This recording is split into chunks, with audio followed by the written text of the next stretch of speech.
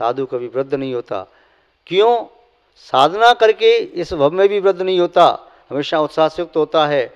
अगले भव में कहेंगे कोई देव अवस्था को प्राप्त होता है, देव कभी वृद्ध होते नहीं। उसके अगले भव में वह मोक्ष प्राप्त कर सकता है, महापुरुष बनेगा तो फिर उसको बुढ़ापा नहीं आएगा, फिर सिद्ध बन जाएगा। तो साधु बन गए तो बुढ़ापे को सुचिर काल तक, अनंत काल तक तिलांजलि दी जा सकती है। तो इसलिए यौवन में कार्य करना बहुत ही आवश्यक है। आगे बताते हैं, आरोग्यम व्याधि भी हतम। आरोग्यता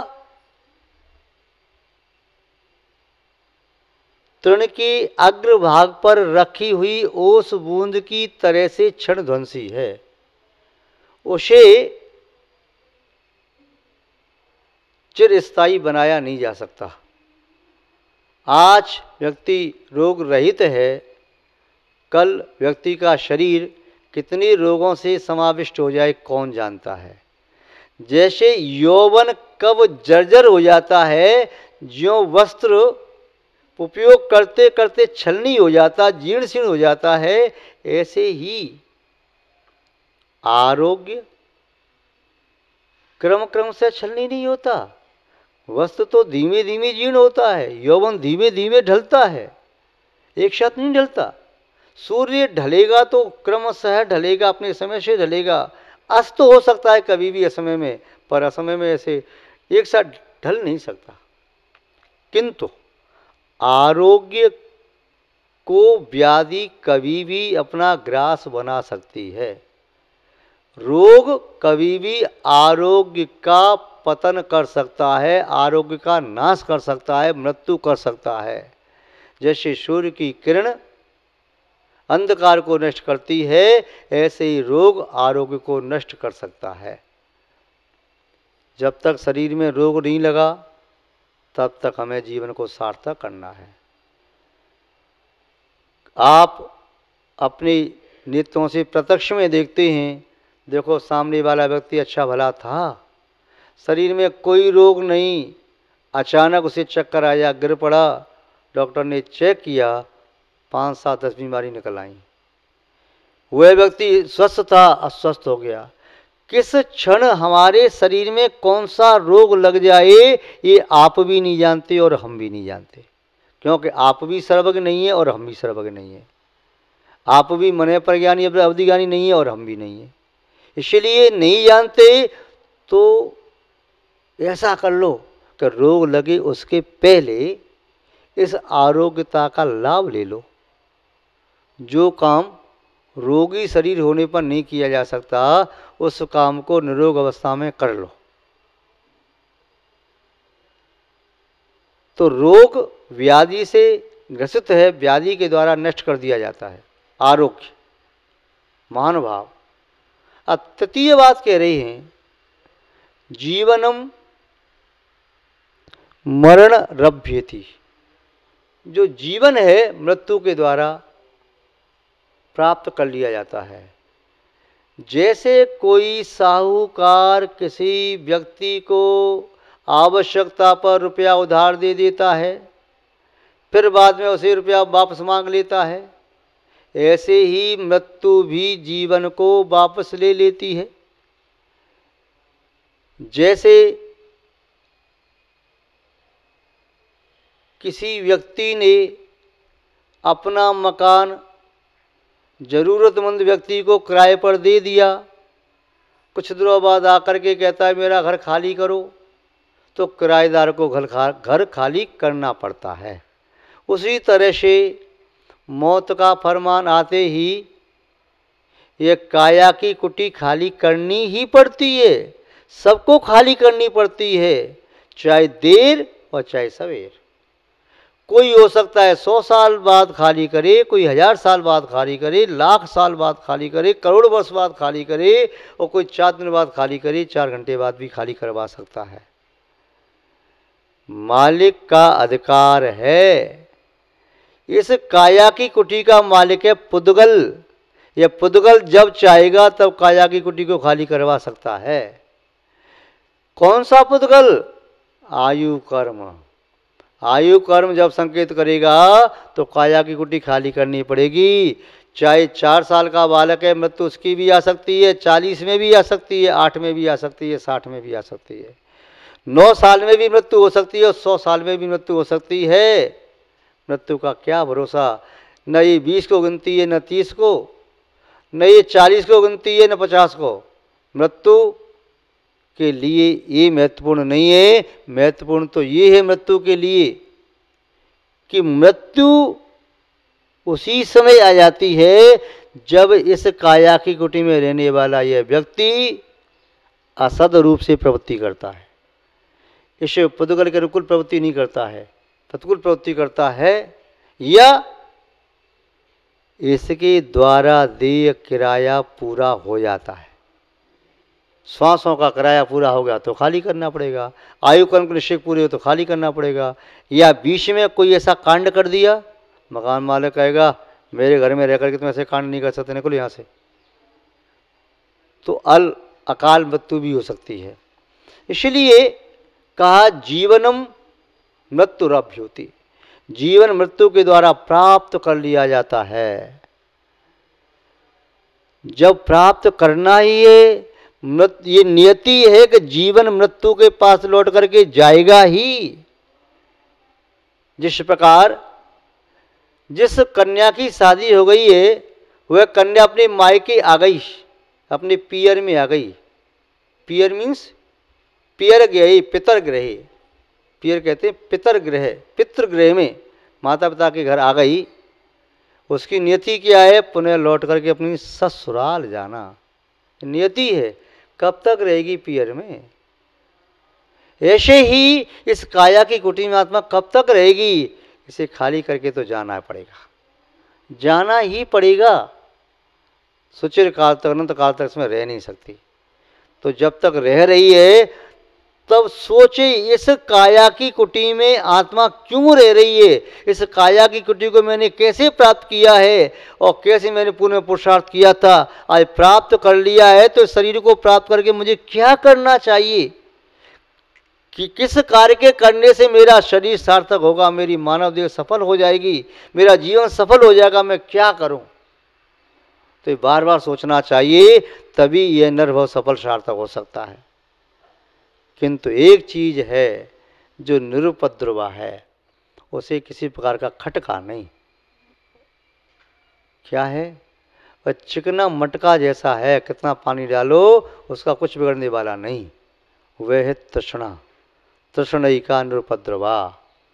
वह निरुपद्रव है, उसके मार्ग में विघ्न डालने वाला कोई नहीं। उसका मार्ग अबाधित है, उसकी निरंतर वृद्धि होती जाती है। जैसे व्यक्ति की आयु बढ़ती चली जाती है, ऐसी तृष्णा जीवन में बढ़ती चली जाती है। वह तृष्णा ऐसा है, एक वृक्ष बेशर्म के पेड़ की तरह से, कि एक बार लगा दो, जिंदगी भर काटते जाओ, काट नहीं पाओगे जब तक जड़ को उखाड़ के न फेंकोगे तब तक। तो ये निरुपद्रव तृष्णा ये व्यक्ति को दर दर का भिखारी बनाती है। काया बूढ़ी हो चली, तृष्णा वही जवान, ऐसे में कैसे करे मानव निज कल्याण। कल्याण करने में असमर्थ होता है वह मानव, क्योंकि तृष्णा उसका गला पकड़ के बैठी है, कहती है मैं छोड़ नहीं सकती, और वह छोड़ेगी भी नहीं जब तक तुम तृष्णा की जान न ले लोगे। या तो तृष्णा को छोड़ना नहीं है, तृष्णा को तो मृत्यु के घाट तक पहुंचाना जरूरी है। अन्यथा आपने बेहोश कर दिया तो अनेक रूप बना करके पुनः लौट लौट के आ जाएगी। इसलिए तृष्णा को छोड़ना, उसका त्याग करना, उससे बचना बहुत ही जरूरी है। महान भाव, तृष्णा का गड्ढा भरता नहीं है।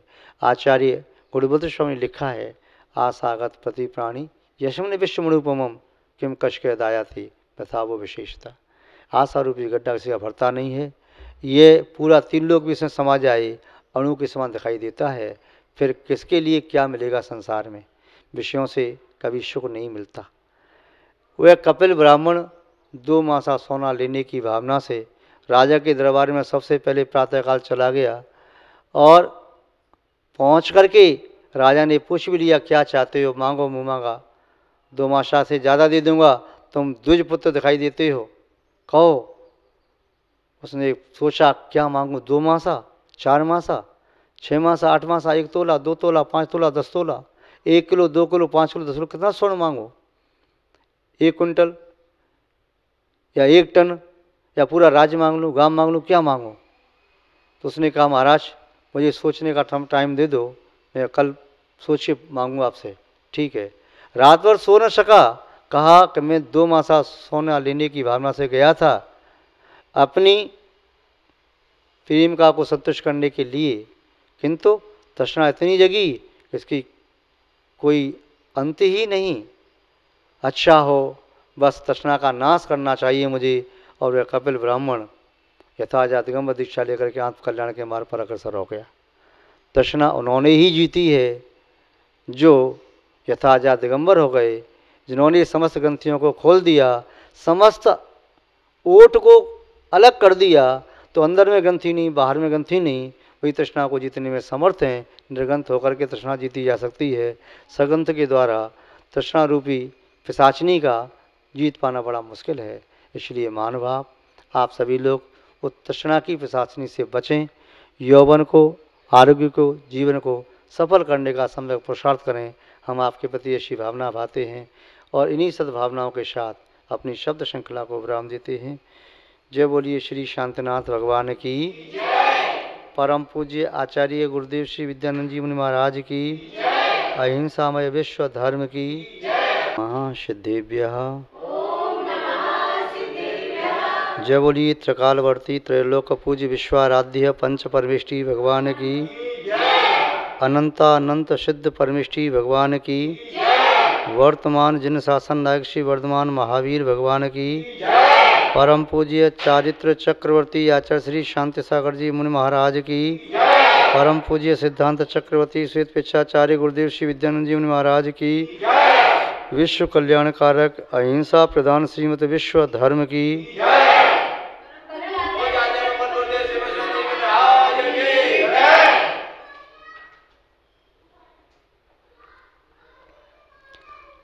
धर्म स्नेही सत श्रद्धालु यहाँ पर उपस्थित आप सभी भव्यवर पुंडरीक पुण्यात्मा महानुभाव,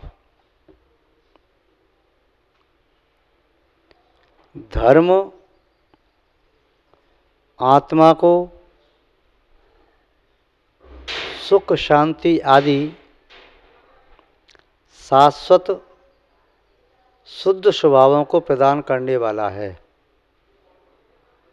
धन शरीर के लिए किंचित सुख देने में यथा अवसर समर्थ हो पाता है। धर्म के बिना कोई भी जीव न तो कर्मों से मुक्त हो सकता है और न ही अपनी शाश्वत वैभव को प्राप्त कर सकता है। धर्म के नाम पर यूँ तो विश्व में अनेक मत, धारणाएं और मान्यताएं विद्यमान हैं। सबके अपने अलग अलग सिद्धांत हैं और सबका मानना यह है कि अमुक धर्म का पालन करने से आत्मा का कल्याण हो जाएगा। जिन शासन की भी एक मान्यता है और उनका विश्वास है, अनुभव है, प्रमाणिक है कि जिनेंद्र भगवान द्वारा प्रणीत जैन धर्म निस्संदेह प्रत्येक प्राणी मात्र का कल्याण करने में समर्थ है। संभव है अन्य मतावलंबी कहते हैं कि हमारी मत का पालन करने से हमारे मतावलंबियों का ही कल्याण होगा, किंतु जिनानुयायी कहते हैं कि जो कोई भी प्राणी इसका आश्रय ले उन सब का कल्याण होगा। आप लोग एक नारा लगाते, जय घोष करते, जो माने सो अभय जैन धर्म की जय, अथवा जैन धर्म किसका है जो माने सो उसका है। ये जैन धर्म किसी व्यक्ति विशेष का नहीं है,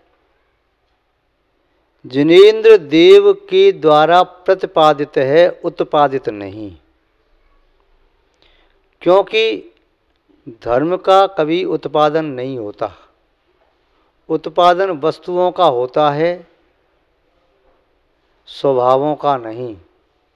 स्वभावों का प्रकटीकरण होता है। पूरी बात हो गई। उस स्वभाव को प्रकट करने के लिए